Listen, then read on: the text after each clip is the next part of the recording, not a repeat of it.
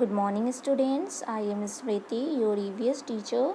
Today I am going to explain workbook of chapter 13, sharing our feeling. Here there are some important points related of this chapter.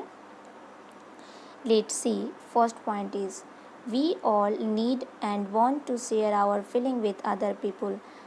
हम सभी अपनी feeling दूसरे people के साथ share करते हैं. Another point is old and physically challenged people need our extra love and care because they are weak. Old और physically challenged people को एक्स्ट्रा लव की और केयर की ज़रूरत होती है क्योंकि वे वीक होते हैं. Who are differently able people? Differently able people कौन है? People who are unable to use a particular part of their body are called physically challenged people. वो पीपल जो कि अपने खास बॉडी पार्ट का यूज करने में अनेबल होते हैं उन्हें फिजिकल चैलेंज पीपल कहते हैं, जैसे कि ब्लाइंड पर्सन, डम पर्सन, डिफ पर्सन. ओके, जो कि अपने पार्टिकुलर बॉडी पार्ट का यूज नहीं कर पाते हैं. तो ओल्ड पीपल और फिजिकली चैलेंज पीपल को एक्स्ट्रा केयर की ज़रूरत होती है. Their body function become slow. उनकी बॉडी फंक्शन जो होती है वो भी स्लो काम करती है. They usually become dependent on other for their needs. और उन्हें अपनी ज़रूरत के लिए किसी और पीपल पर डिपेंड होना पड़ता है.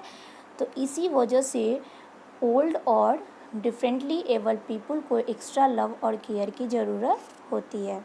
Okay, another point, any form of written communication will not help someone who is unable to see. वो people जो कि देख नहीं सकते हैं उन्हें written communication any form of written communication will not help someone who is unable to see. written communication उनकी मदद नहीं करेगा जो लोग देख नहीं पाते हैं. जो लोग देखने में अनेबल होते हैं वो रिटन कम्युनिकेशन नहीं कर पाएंगे. Next point, to make it easier for the blind people to read, Louis Braille a French man developed a shed of raise dot in small rectangle boxes. नेत्रहीन लोगों को पढ़ना आसान बनाने के लिए लुइस ब्रेल एक फ्रेंच मैन थे, फ्रांस के रहने वाले थे. उन्होंने छोटे आयात बक्सों में उभरे हुए डॉट्स का एक सेट विकसित किया. Each set of dots represent a number or letter of the alphabet. Dots के प्रत्येक सेट वर्णमाला की एक संख्या या अक्षर को दर्शाते हैं. Each pattern of the dot is different from the others. This is known as braille. Dots के प्रत्येक पैटर्न दूसरे से अलग हैं जिसे ब्रेल के नाम से जाना जाता है. Braille this is a script which is written on a thick paper by making a row of raised dot with a pointed tool.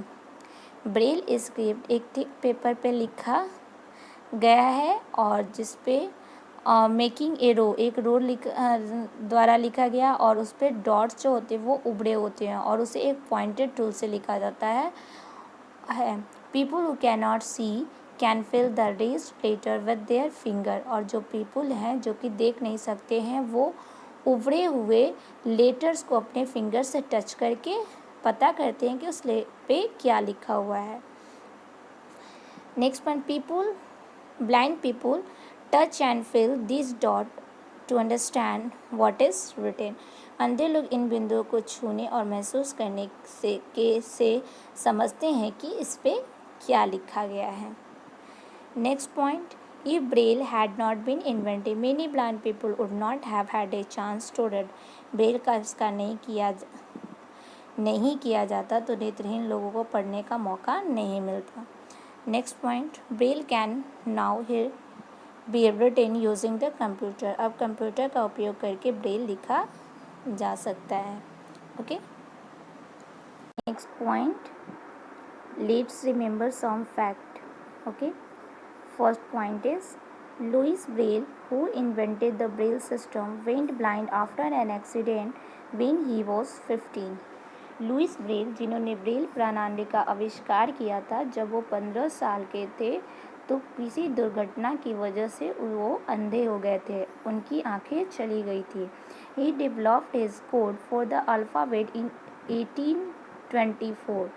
उन्होंने अक्षर के लिए अपना एक कोड विकसित किया 1824 में। Okay, next point, leads things about it. First point is what happened if Braille had not been invented. क्या होता यदि ब्रेल सिस्टम इन्वेंट नहीं होता, आविष्कार नहीं होता, तो क्या होता? Answer, if Braille had not been invented many blind people would not have had a chance to read. यदि ब्रेल सिस्टम का आविष्कार नहीं होता तो कई अंधे पीपल को पढ़ने का मौका नहीं मिलता।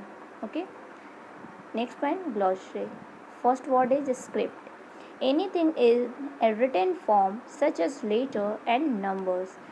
अक्षर और नंबर के लिखित फॉर्म को स्क्रिप्ट कहते हैं, that means लिपि।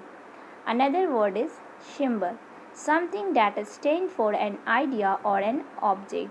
किसी आइडिया या किसी वस्तु की चिन्ह को सिंबल कहते हैं, that means चिन्ह। Another word is communicate, share or exchange idea and thought. अपने आइडिया, सोच, विचार को शेयर करना, आदान प्रदान को कम्युनिकेट कहते हैं। Okay, that's it, thank you.